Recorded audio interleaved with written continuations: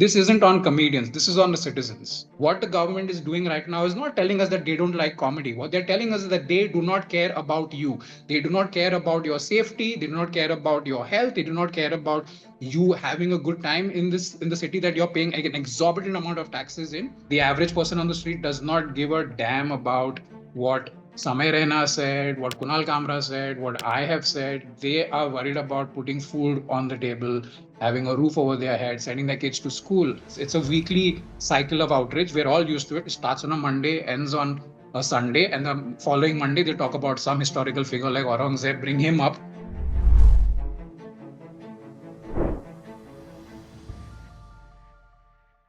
Hi, Daniel. Welcome to the Quint. Thanks a lot for joining us.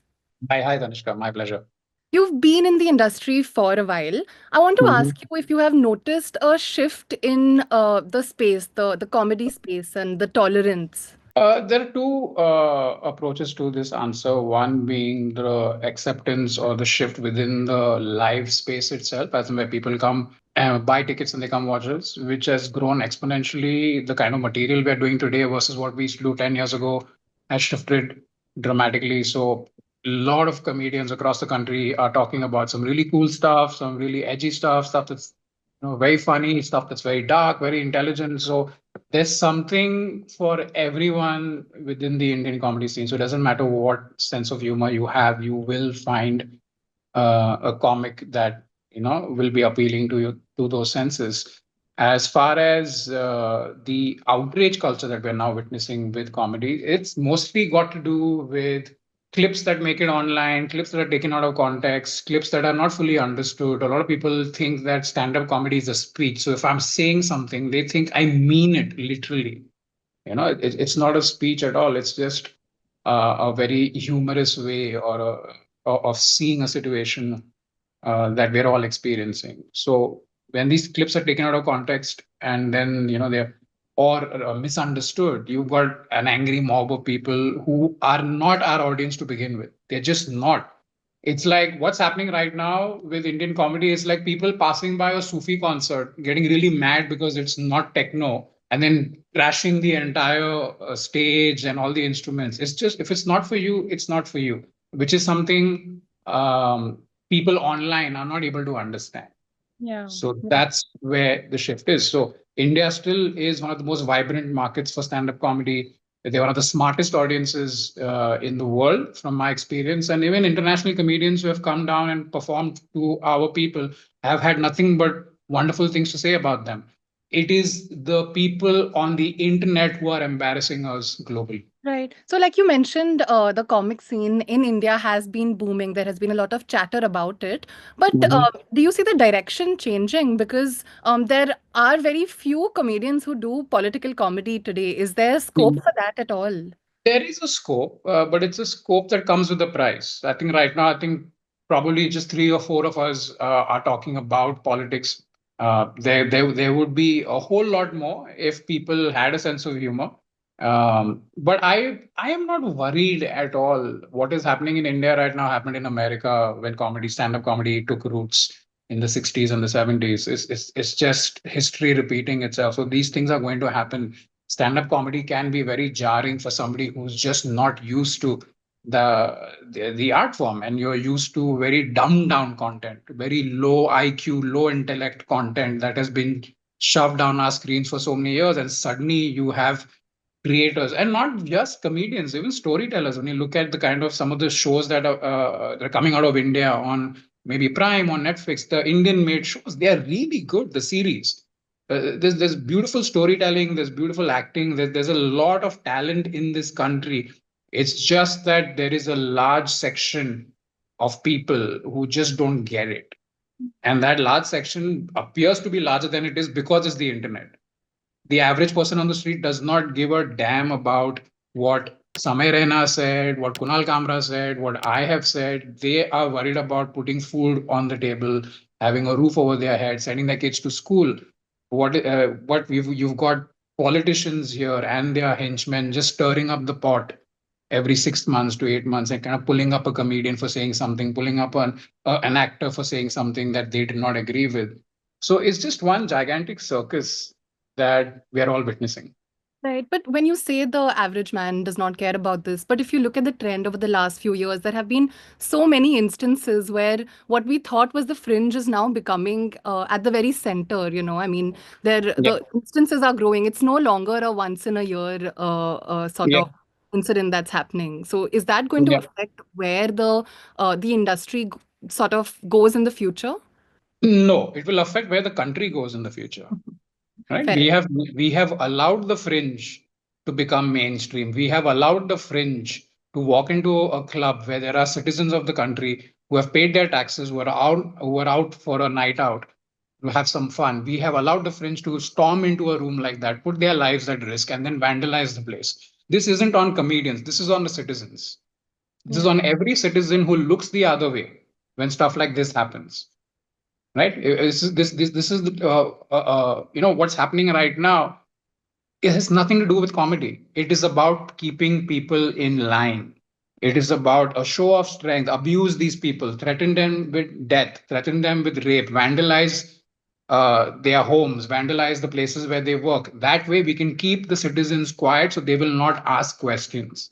And sadly, we have played right into the politicians' hands, not just today, not just yesterday, not just 10 years ago. This has been happening for decades. I have lived in Mumbai almost all of my life, and I cannot remember one day where the roads were not being dug up. Roads that have no reason to be dug up are being dug up every other week. And why? Because they know the IQ of their base is so low, they will not question. They will not ask. They're happy to look the other way. Imagine this, you go to a fancy restaurant that charges a lot of money, you order a really expensive meal.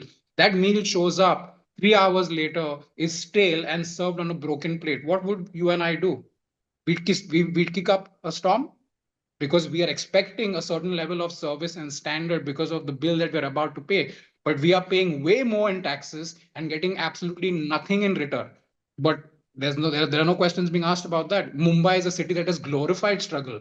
We have accepted it. We have indoctrinated it into our beings. And okay, this is what it is. If you live in Mumbai, you must struggle because struggle is a part of the road to success, right? But that's the whole problem in India. The road to success is full of potholes, so you will be struggling your entire life. There are people in this country who have lived and died at the same social status, socioeconomic status, because the government did not care.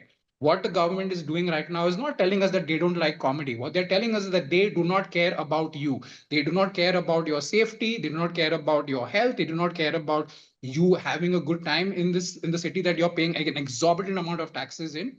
All they want you to do is keep your head down so they can put their hands into the coffers and take your hard-earned taxes that you have paid and put it in their pockets until the next party comes into power.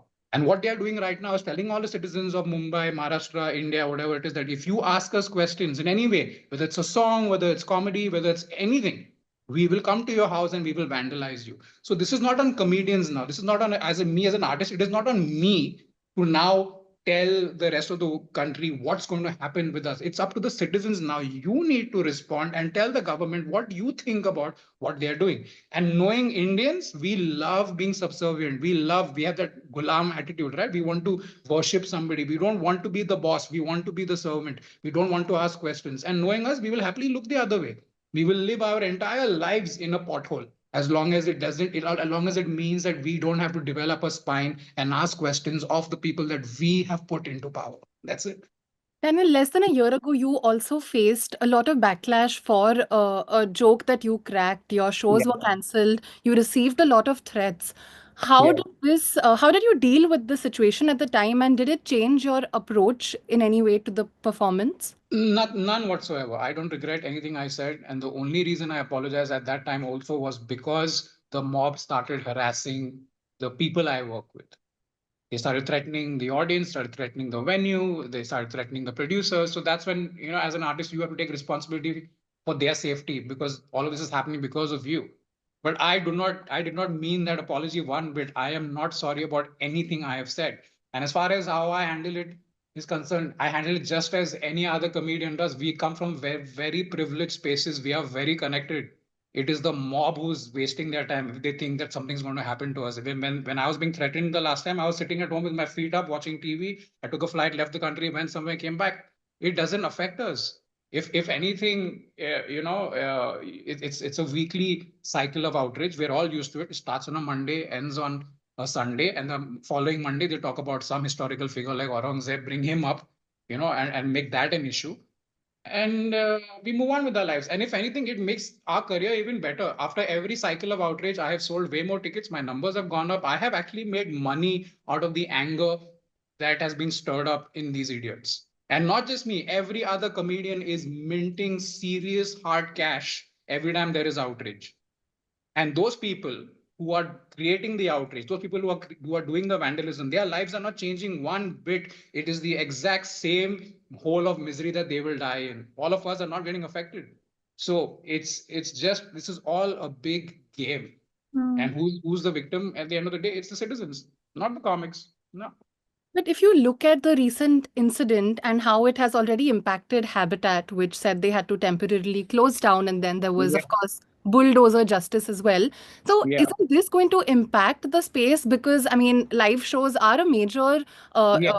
source of revenue for comedians. And how many, does it raise a question as to how many venues are going to encourage brave acts of comedy such as these? Or is there always going to be a line, even that the venues sort of push upon artists? So years where, first of all, what happened at Habitat was very unfortunate. It was Yeah. very difficult to watch for a lot of us. A space like that is not just a stage. It's a home.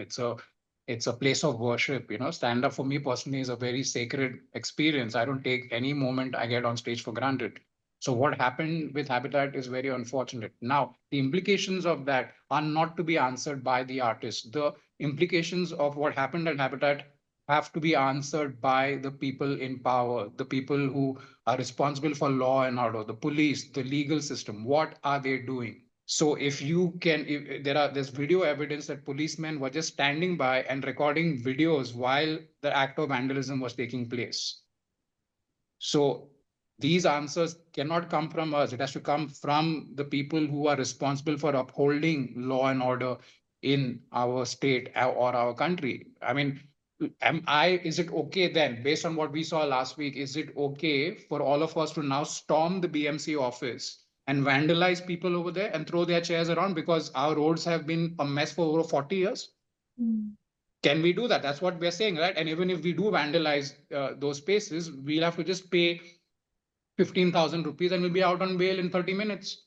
So what exactly is going on here? So it's all a big show. It's a big circus, and it's happening on the world stage. Yeah. So I think another thing all of us need to also take note of is that whatever's happening right now isn't just being observed or viewed in India. It's being viewed globally. People around the world are talking about this incident, and we're just embarrassing ourselves in a country that has so many real issues that need to be taken care of. We are focusing on something a comedian said, and he didn't even name anyone. And we're vandalizing spaces. So we gotta also think about how all of this is coming across to the rest of the world.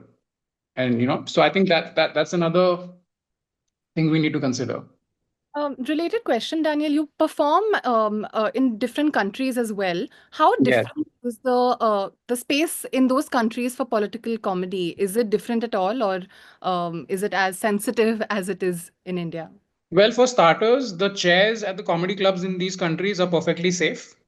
So no one walks into a comedy club after we have performed to vandalize them. I've performed all over the world and I've said everything I wanted to say without any fear of holding back. And I do the same in India as well. If you come to a live show, I say things that I will never post online. Yeah, it's always the internet audience that loses their shit when it comes to stuff like this. And I want to take nothing away from the audience that comes watches us live. They are the best. They're one of the best in the world, on par with any other country. It's everyone else that's making the problems. Yeah. And my last question, Daniel, which actually should have been the first question, is what is the line? I mean, do you have to keep redrawing a line for what can be said and what cannot be said? Not just you, but even other comics. I mean, is this always a mental game that has to be played? I am of the opinion that there should be no line. I think the line should be the maturity that we as an audience should display. Where if I watch something that I don't like, that's not for me, I can go watch something else. It's as simple as that. There is a lot of content on mobile phones, on Instagram, on your TVs, on OTTs that many people will find objectionable. But if we then respond by vandalizing the filmmaker's office or the comedian's venue where they've performed, it's going to go nowhere. I think each and every one of us needs to take responsibility for what we consume, what we watch, what we listen to. And there will be moments where people are going to say things that you don't agree with. People are going to say things that you don't, you know, necessarily want to, espouse. But that does not mean that you attack them. Life is tough. Life is hard. You are not entitled to peace of mind. You are not entitled to your having your feelings never hurt. It's going to happen. So I think rather than asking an artist, you this is where the line is, you can't cross this line. Just ask yourself what you can do to guarantee yourself peace of mind rather than wasting your time getting worked up about something that has nothing to do with you, especially because a politician told you to do it. It's all a game. We are all being used as pawns by people in power. It has been happening for years. It will continue to happen. And I think as citizens, we need to wisen up and become smarter and not fall for these games, not fall for the clickbait, not fall for all of this, identity politics. In a country that does not have basic infrastructure, and healthcare and education and employment for so many people in the world, how can jokes be up there on that list? How can jokes be taking up so much of our airtime on the news? Fix all of this stuff first and get everything right. Make sure everybody is employed. Make sure everyone's quality of life is at a certain level, and then come after my jokes. Then tell me you have a problem with something I said on stage. But don't hobble your way to a comedy club where the roads are full of potholes, where you're breathing, impure air, creating traffic jams for everyone else, and then say that comedy is the problem in this country. That's where I'm at. So let's all be a little smarter about the games that we are being forced to play. Let's stop being pawns. Let's stop being sheep and kind of like just be a smarter group of people because we are capable of that. We deserve better than that. We owe ourselves that. Sure. Thank you so much, Daniel. Is there anything else you'd like to add about the subject? Yes, I'm performing all over India and internationally for the rest of the year, next year as well, and the year after that. If you want to catch me at a live show and see what stand-up comedy is truly about, follow me on Instagram at absolutely Danny. Buy a ticket, and I'll see you soon. Thank you so much, Daniel. It's We'll my pleasure. Thank you so much. take Yes, take care.